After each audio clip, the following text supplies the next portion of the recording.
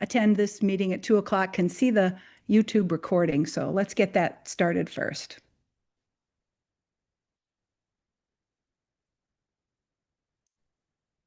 Attend this meeting at 2 o'clock can see the YouTube recording. So let's. Perfect. Okay. Hi, I'm Renee Hobbs, and thank you so much for joining me at this webinar. Today, we're focused on answering one interesting and important question. What's happening with media literacy in Massachusetts? And the answer is a whole heck of a lot. And so we only have one tight hour, but we have a lot of really interesting perspectives to share with you. So let's get started, shall we? Okay, so I'm just going to ask you to give me a thumbs up if you can see my screen. You can see my screen, but maybe it's not quite optimal because there I am in the middle of it. So let's just do like that, shall we? Okay, cool. So here's the plan of action for today. We're going to hear from some confirmed presenters who are going to give their answer to this question: what's happening with media literacy in Massachusetts? And then we're going to have time for about 15 or 20 minutes of lively discussion as everyone learns from everyone at the Media Education Lab. But I, of course, am just thrilled that this project, what's happening with media literacy in Massachusetts, is possible because of the opportunity that we had to collaborate with Media Literacy Now and the Massachusetts Department of Elementary and Secondary Education. And so for those of you who are outside the state or who are unfamiliar with media literacy in Massachusetts, we want to introduce you to our landscape report that we created to try to assess what was happening in the state. So let's take a look at that short video first, and then we'll hear from our presenters. Let's see if that works. Can you hear that?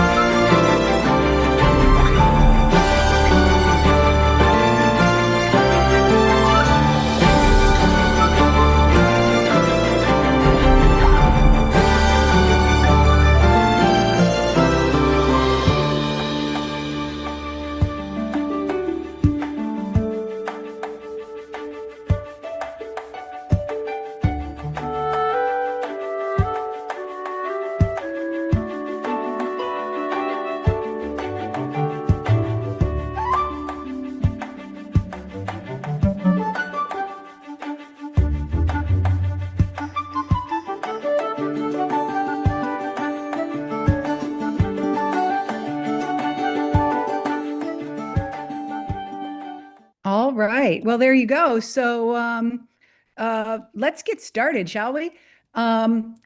First up is David Murphy, Superintendent, Cambridge Public Schools. David, what's happening with media literacy in Massachusetts? And maybe more importantly, since you're kicking us off, why does it matter? Sure. I'm going to thank you, Renee, first of all, and thank you to everyone else for being here today. As Renee said, my name is David Murphy. I'm the Superintendent of Schools for the Cambridge Public Schools. Later on in the program, you'll have an opportunity to hear from Sarah Novogrodsky, who's our Director of Libraries and Media here at CPS, and she's going to be speaking to sort of some of the specifics that we are in the process of implementing.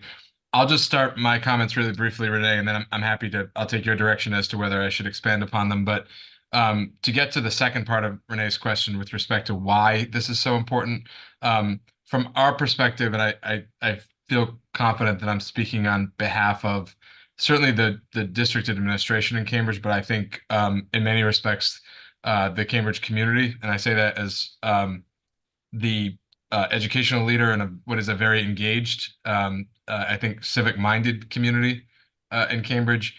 And we see the emphasis on and the need to prioritize media literacy as really getting to the core of the public school system's role in the democratic project.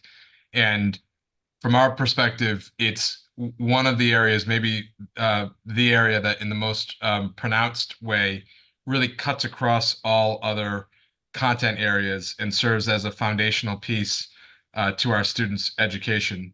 That we think of media literacy really as the bridge between the content that we're exposing students to and their capacity to use what they learn out in their community and in society. And so we have, and Sarah again can speak to this in greater specificity, but we've tried to prioritize and to incorporate into our professional learning for all educators, but particularly at the elementary level, I would say, or K-8 level, and understanding that we need to capitalize on the opportunities that are available to us to connect the dots for students between what might feel like some more abstract content or things that they're getting out of a textbook or more likely out of Chromebook now, and the things that that are actually happening out in the real world.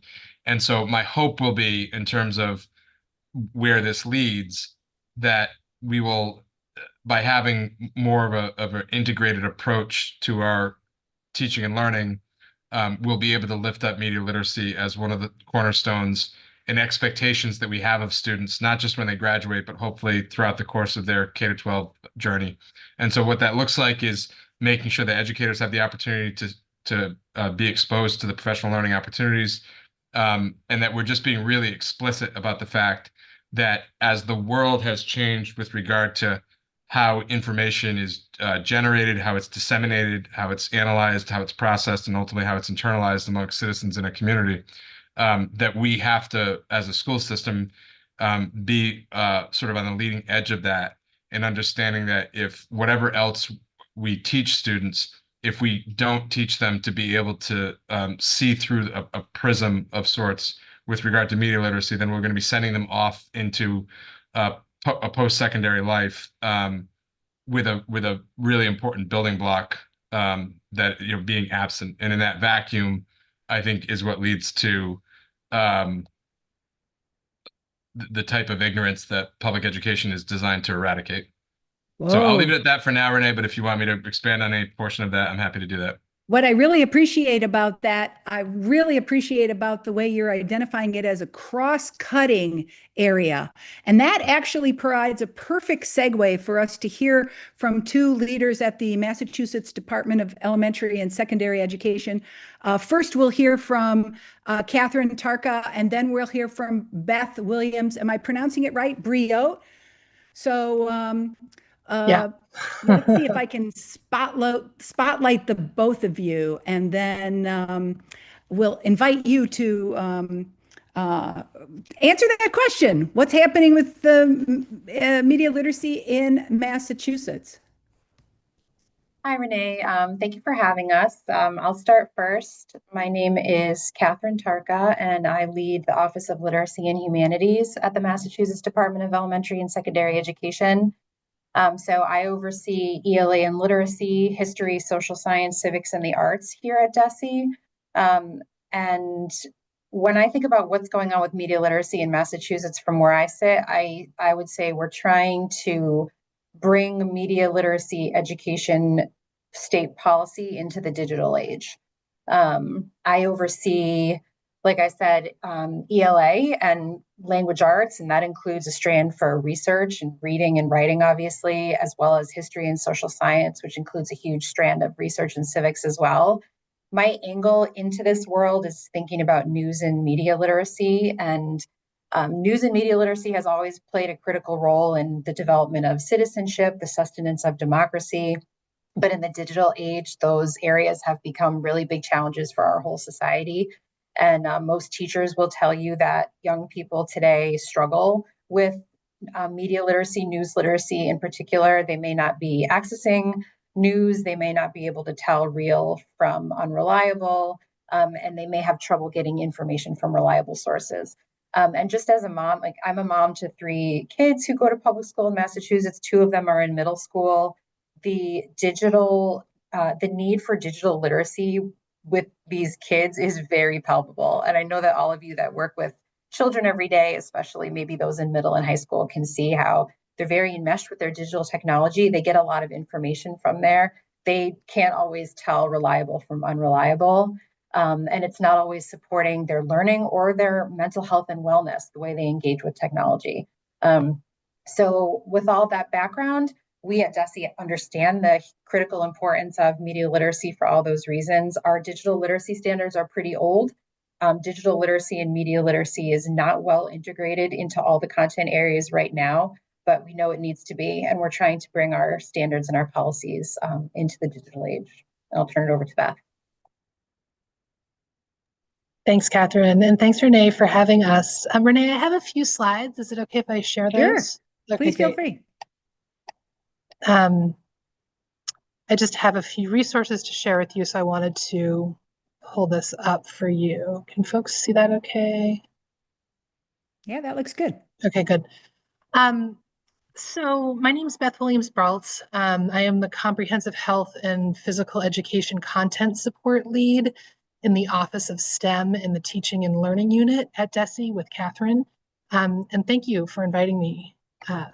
This is really great. I just wanted to point out that in Massachusetts, all students are known and valued. We have an educational vision that really focuses on high quality teaching and learning that is anti-racist, inclusive, multilingual, and multicultural.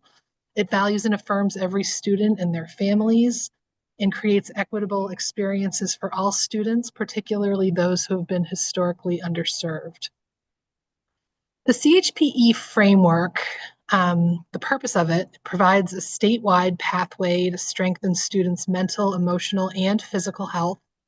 It recognizes school climate and culture as critical to student outcomes. It emphasizes student self-efficacy and shared responsibility across all staff. It supports students in developing skills to improve health outcomes for themselves and their communities. So media literacy as a core skill in CHPE is really important because media literacy directly supports multiple CHPE practices in the CHPE framework, which practice 1 is decision making. We use media analysis to make informed health choices. Practice 5 is analyzing influences, where students evaluate how media, culture, and peers shape health behaviors. And then in practice 6, which is information and resource seeking, students access and evaluate valid, reliable health information. So the framework emphasizes critical thinking and evaluation of influences, which are core to media literacy. And media literacy across health topics is embedded in the following areas: mental health and emotional health, social media impact on self-esteem and identity, nutrition has a big impact on it, analyzing food marketing, influencers and advertising, their substance use with media portrayals versus real risks, and sexual health, evaluating online information and misinformation. So the framework highlights the need to critically analyze health issues and their impact on individuals and communities. The curriculum guide we've worked on since 2024. We're currently in the 3rd phase of it. This provides educators with guidance towards curriculum selection and alignment of the CHPE standards and framework. It evaluates practice and content integration, and it supports adaptation to meet student needs. So media literacy in the curriculum guide can be found in these resources, and focusing on practice 6, mostly information seeking, and practice 5, mostly analyzing influences, but there are some other practices too. But the 5 main curricula that DESE supports and promotes are the Great Body Shop. This is comprehensive health curriculum with strong evaluation of influences and information. We have Health Smart. This emphasizes analyzing and evaluating health information sources. Food Smarts, which explicitly examines media influence on food choices and behaviors. Catch Health Ed Journeys integrates evaluating information within decision-making skills. And the Michigan Model for Health, which introduces media and external influences, though less deeply developed. And that's it for me. Thank you so much. I just wanted to share these, and I'm going to drop the link to these slides in the chat so you have them. You rock. Thank you very much. Cambridge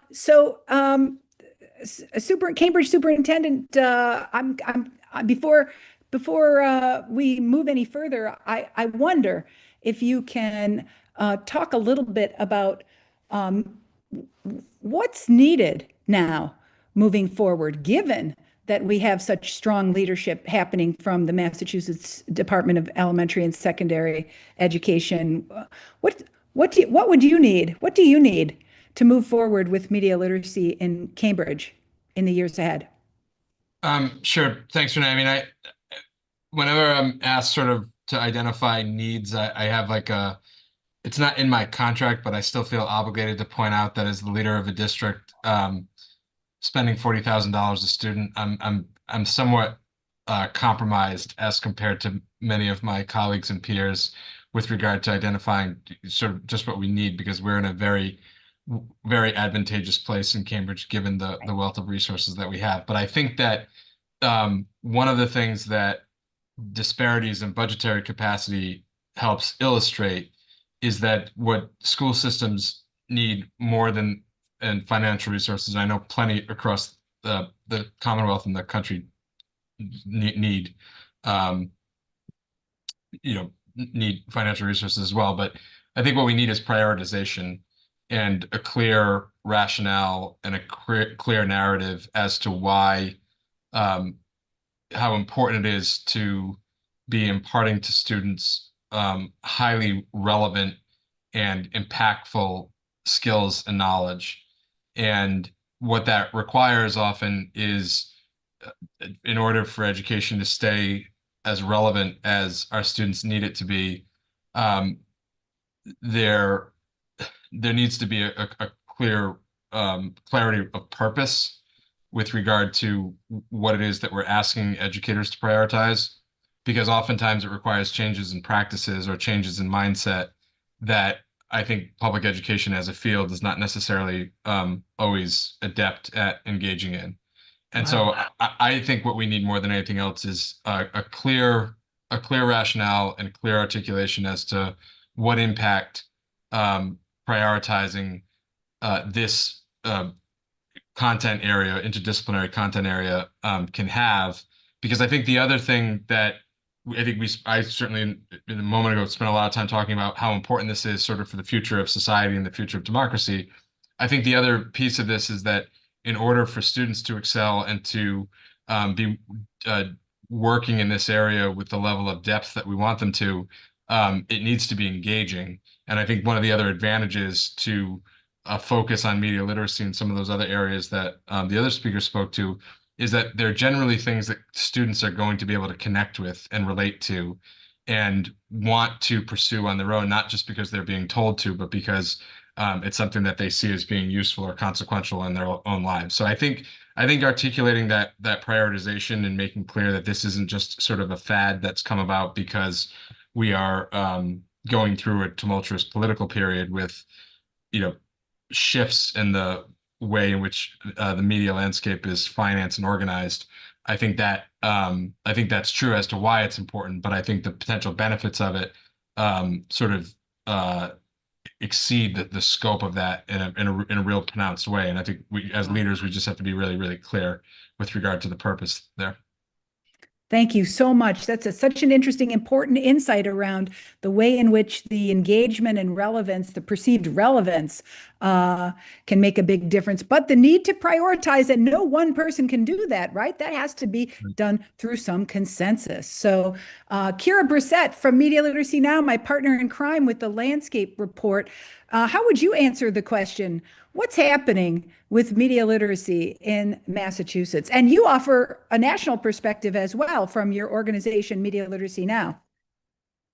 I do. Thank you, Renee. I'm Kira Brissett, as Renee said, from Media Literacy Now. We're an advocacy organization that works to ensure that media literacy education is taught in the K through 12 classroom. We were super fortunate to work with Catherine Tarka and the DESE team. So first of all, I want to say thank you, because I think it really positions Massachusetts as a leader in media literacy education, that we did this report, that we did this landscape scan, and that we've come up with these models.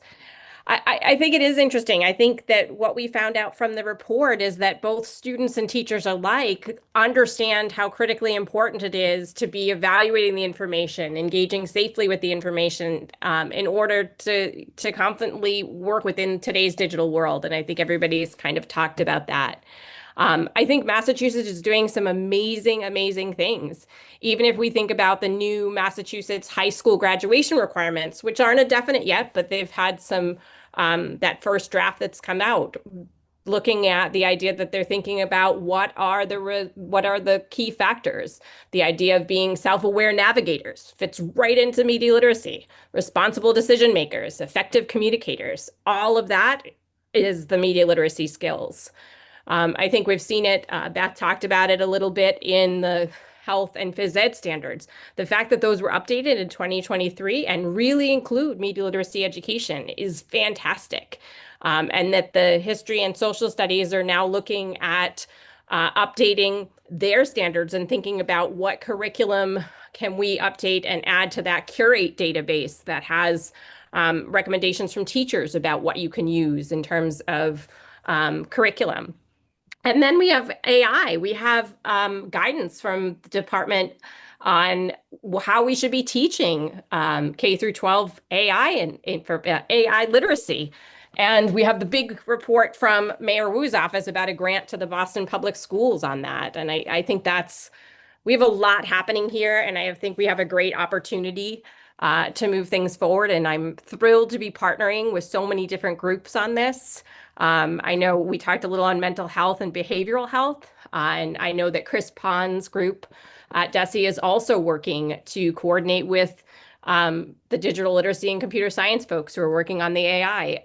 So I think it's really a unique experience to think about across curriculum, that you're really seeing collaboration among departments. And I'm really looking forward to what happens in Massachusetts. And just as an aside, as a national organization, we're seeing a lot of states look at the standards in phys ed and health and taking those standards because they include media literacy. So there's 3 or 4 other states that have already kind of taken Massachusetts and said, yes, this is exactly what we need to be doing. And hopefully we can do the same thing for our other areas. So a big thank you to Catherine for taking this on. And a big thank you to Renee and her team for helping with the research and pulling this event together. Yeah, thank you so much. And you know what? It's now time for us to hear from practitioners. And I'm going to spotlight this collection of talent. I see their ad spotlight to Jean LaBelle Pierce from Maynard. Well, we first met you through the New York Times, when the New York Times spotlighted the work of you and your talented students. And then I want to spotlight, where is she? Where is she? This is so exciting. There's 28 participants here. My goodness gracious. I want to spotlight Jess Garbowski, a digital literacy teacher from the Easton Public Schools, and Sarah Novogradsky from the Cambridge Public Schools. These 3 talents are spotlighted. I'm going to invite you one at a time to answer that silly question. what's happening with media literacy in Massachusetts? Who wants to go first? Jean, let's start with you. All right, that's great. Thank you. And I did want to, I know Deanna LeBlanc is having some difficulties there at central office, but we also have Chuck Karajanis from our district. He's retired from our district, but he has come back because he was really the curriculum director through our whole initiation of this process. And yeah, Renee, we got to know each other through the New York Times, but it goes back for us with a student, really media literacy. Well, let me answer your question first. What's going on with media literacy in Massachusetts, I think, is that it's on everybody's radar, that I think the issue now is figuring out the approach. And because aspects of it touch every aspect of the curriculum, I think figuring out who owns it and how you are accountable for it is the next step. And I think in our district, we took the lead with a lot of the librarians and then the social studies department. And now it is a district approach, and we can I'll talk a little bit about that, but it's still, you still need to figure out how you're going to be accountable for it. I think that's the next stage. So we got started with our journey into media literacy because a student senior project, Gracie Gilligan, ended up, oh, thank you. You put it in the chat, the New York Times story.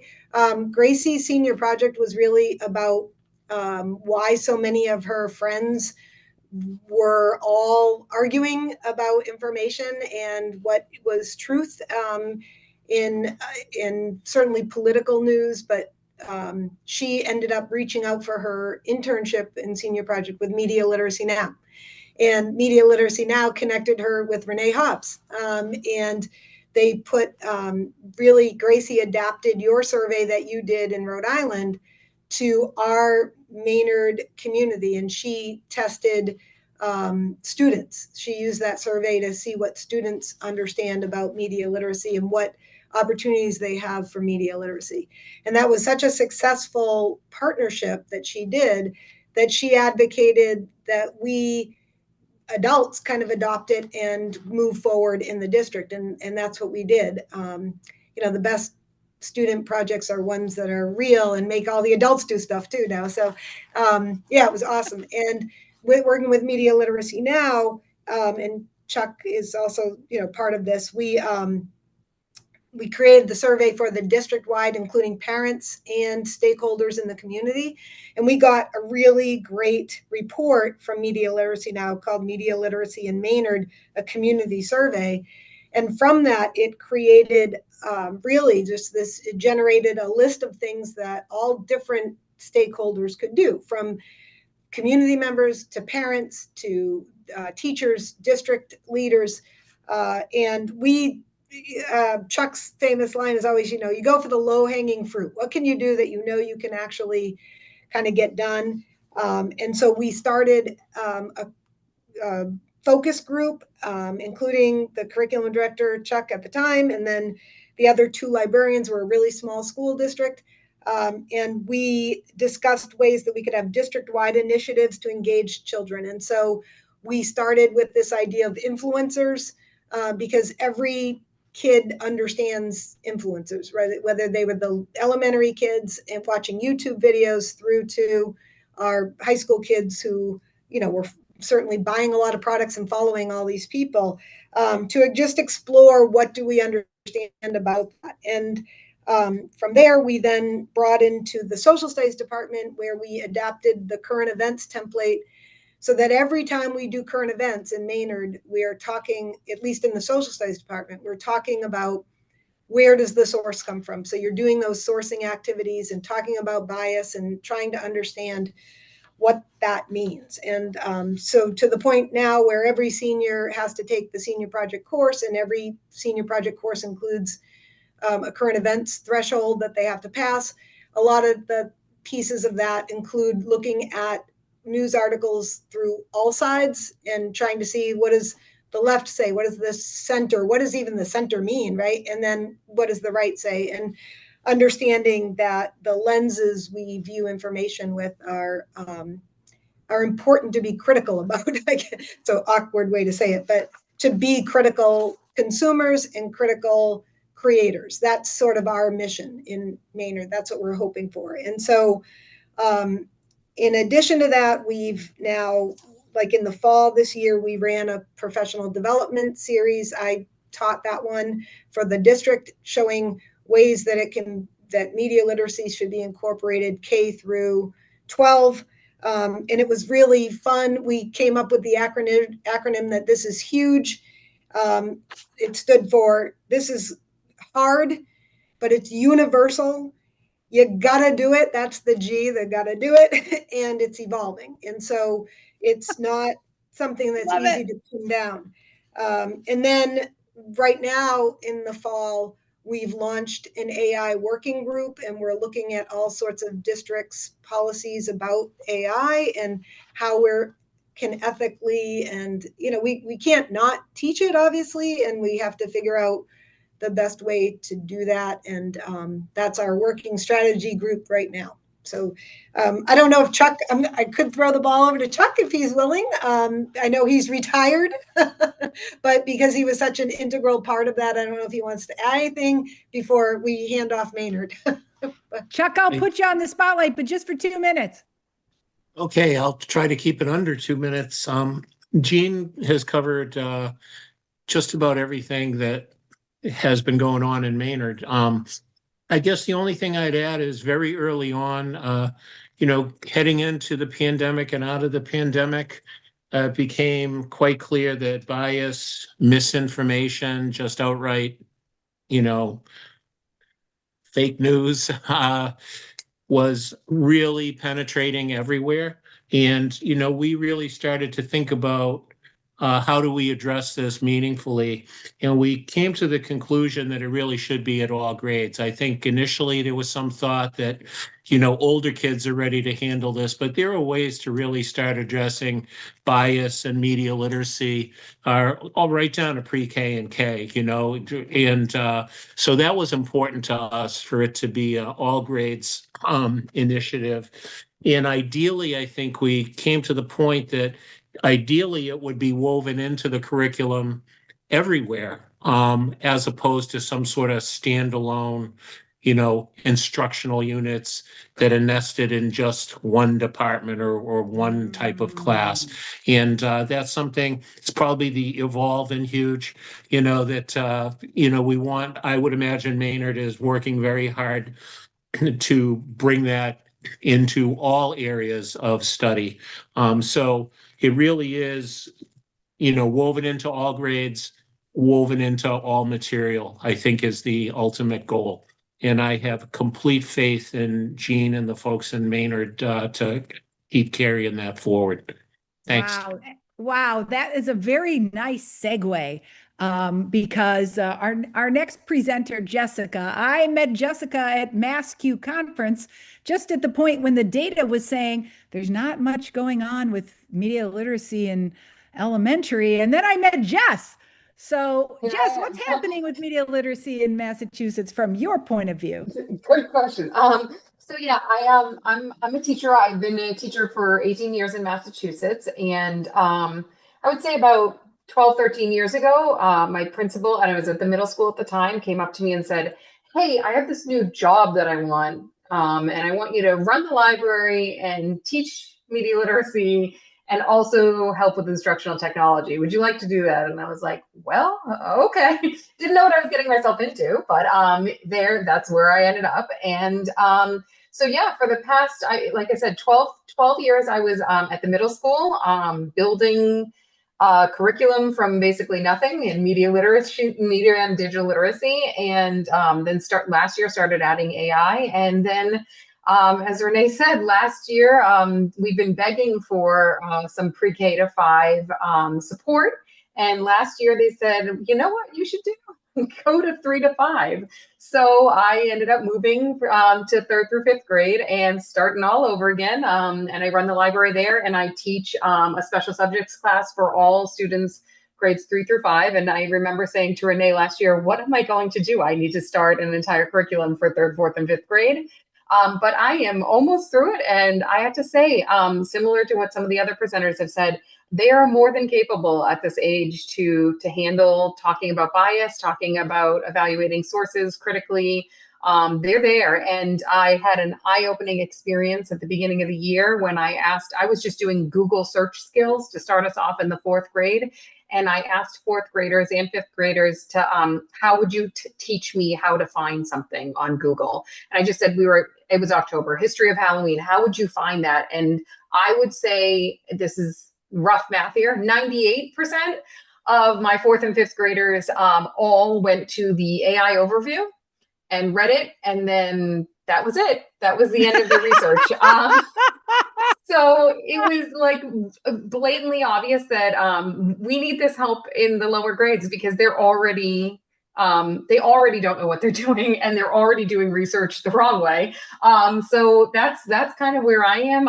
I've worked hard to kind of build lessons and curriculum from scratch, try and making activities engaging. But then the other piece of it is providing professional development, because I think to answer your question, where we are with media literacy, we have great frameworks and they're kind of, as we've been saying, all over the place in different areas. But I specialize in this, right? And so for me to teach this as a special subjects course, it's something I'm passionate about. It's something I'm learning about. It's something I have expertise in.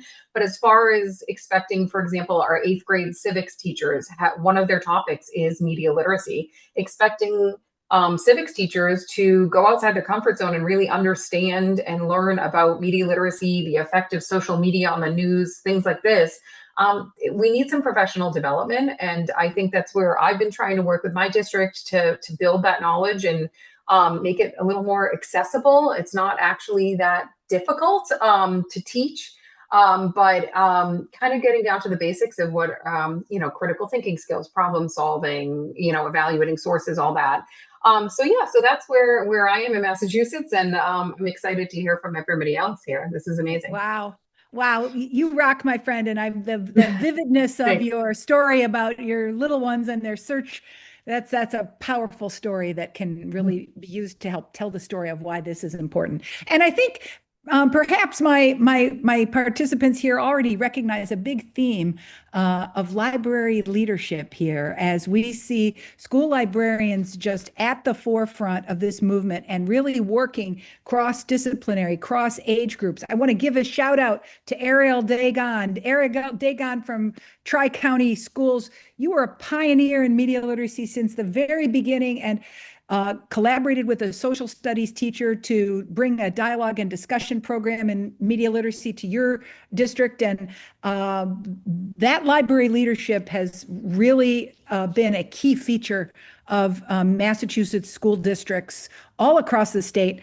So now we want to hear from a library leader, Sarah Novogradsky of the Cambridge Public Schools. What's happening with media literacy in Massachusetts? Well, good afternoon. I've been working for 33 years as a classroom teacher, instructional coach, and a school librarian, grades K to 8. And the story of media literacy in Cambridge has to do with the leadership of the school librarians. Our national standards ask us to be leaders in our buildings, leaders in our school communities, and leaders with professional development. And so we have taken on media literacy as something that we want to promote, as many of you have spoken to, across curricula in our district. We recently, I'll get into this in a little bit, but we recently provided a professional development opportunity for our district. And one of the exit tickets that really stands out was somebody said, we need, all in caps, to teach our kids about media literacy. It has become a survival skill. And I think that based on what everybody's said here today, we all agree on that. as educators in 2026, we're acutely aware of the profound ways that our students are being affected by media, all types of media, positively, negatively, in ways that we don't even know yet. What we've done here in Cambridge is we're very fortunate. We have licensed librarians in every school. And working with media literacy was a natural extension of the work that we were already doing with information literacy, and teaching the phases of research with elementary students, and looking for sources that helping them students to understand that sources were reliable sources. Work that the high school and upper school librarians do with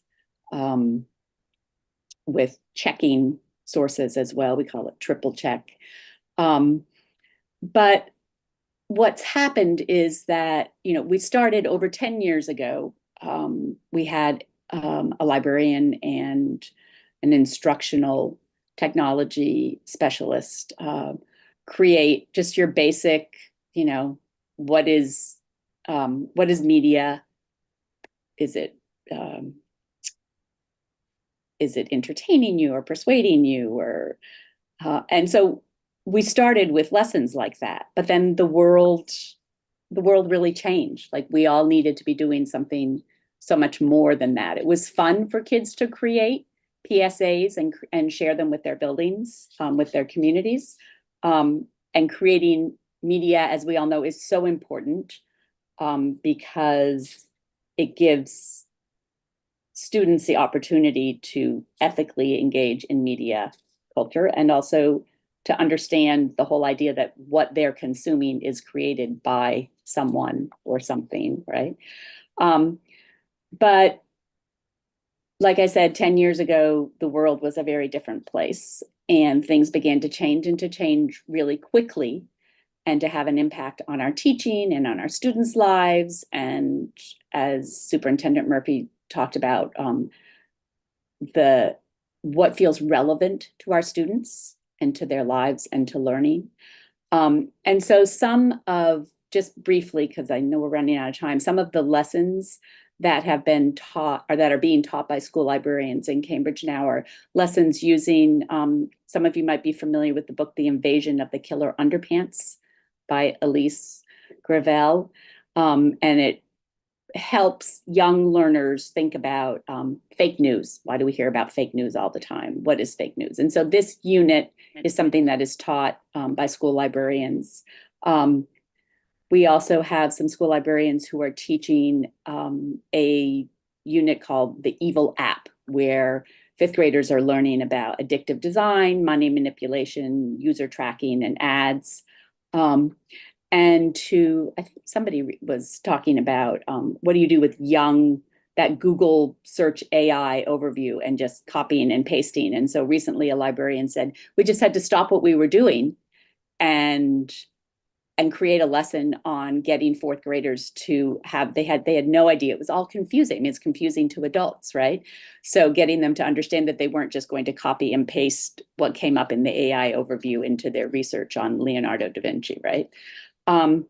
So there were things that were already happening in our school libraries. And so last year, we reached out to Renee to run a full day of professional development in Cambridge just for the school librarians.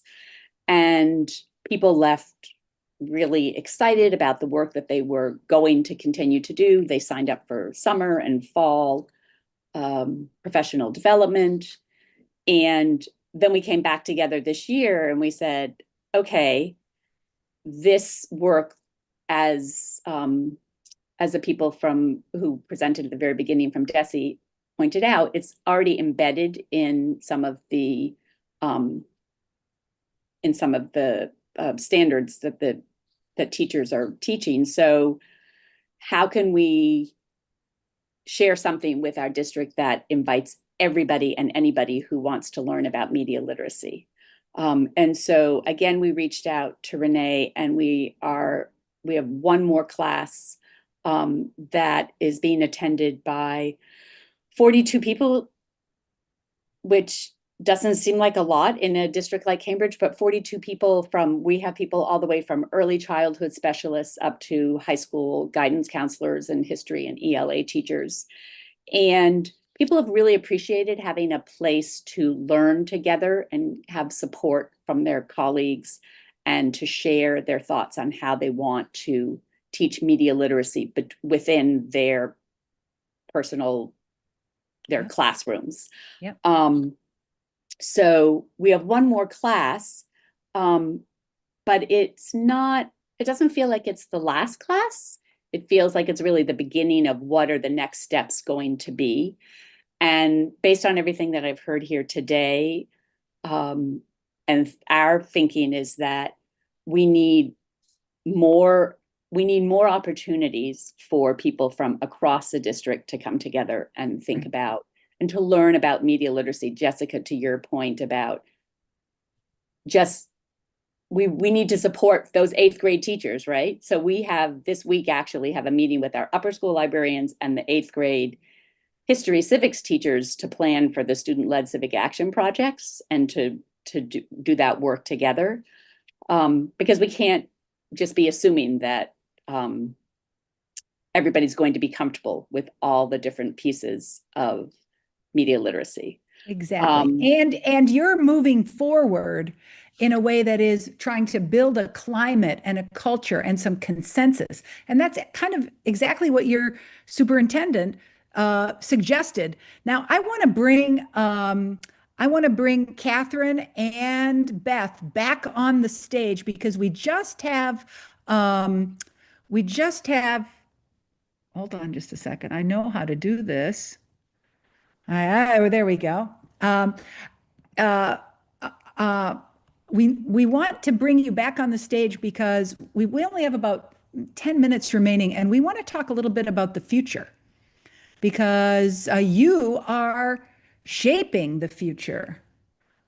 Oh, I see. What the heck? Why can't I add you, Beth? I'm like really annoyed at myself now. Like I just don't know Zoom enough.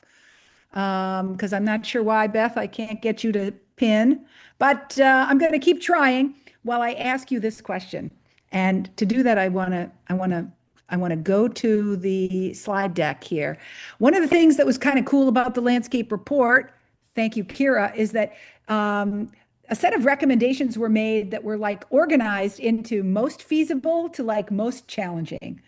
So in our remaining 10 minutes, everyone in the room, anyone can shout out, but what's your take on the most feasible ways for media literacy to move forward in Massachusetts? Is it providing model guidance and resources, facilitating collaboration, emphasizing media literacy in existing initiatives, encouraging integration in local district strategies, supporting educator training and innovation, expanding the pool of registered media literacy PD providers?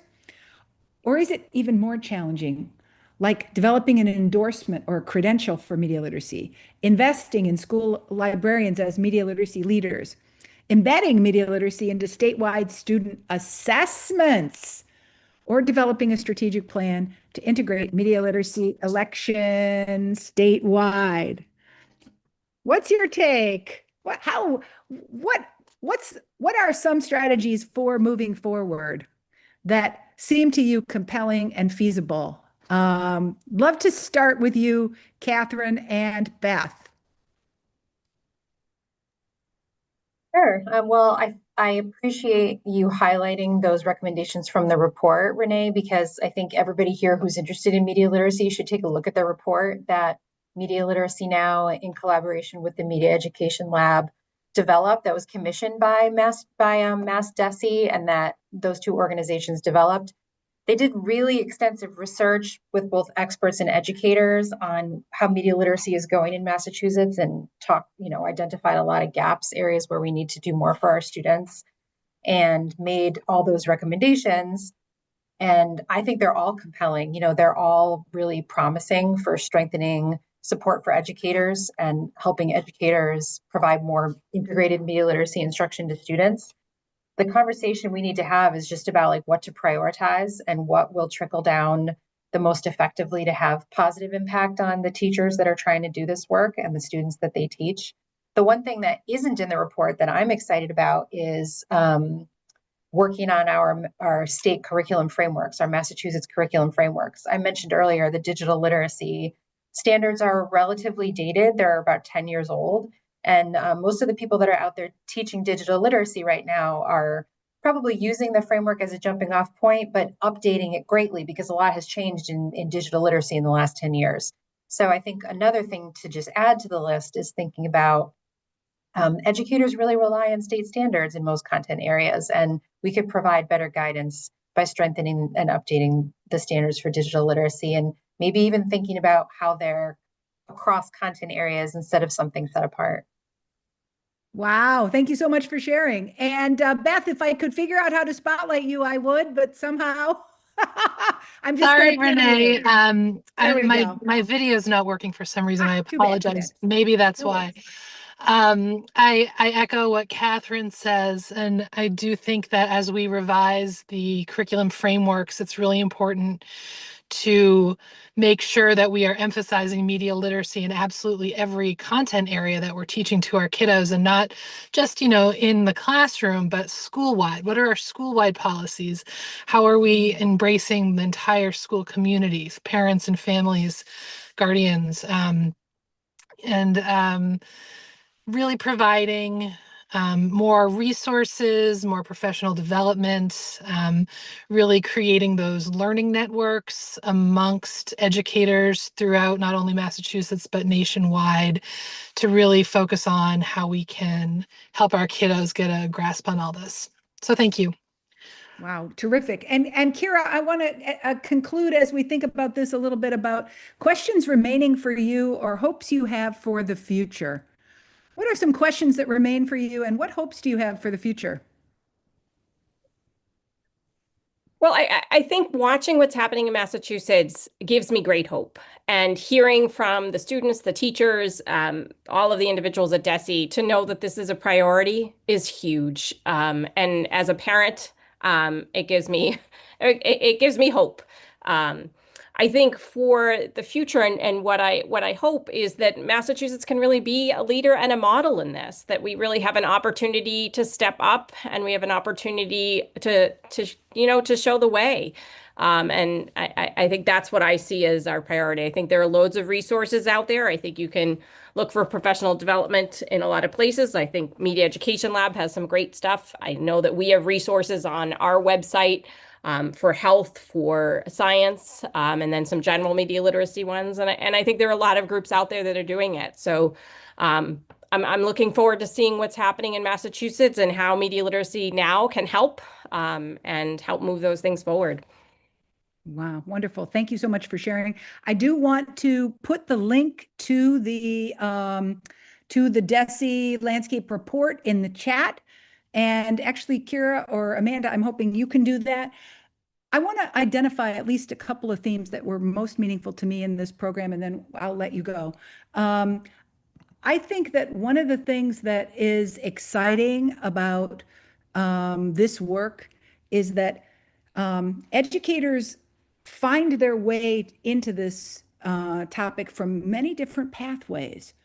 And that is both a strength and a weakness, as we have learned today, right? It's a strength because this thing is relevant and it's huge. At the same time, that creates a coherence issue, isn't it?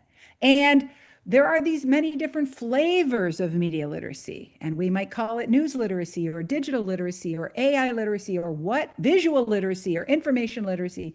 There are flavors of this work.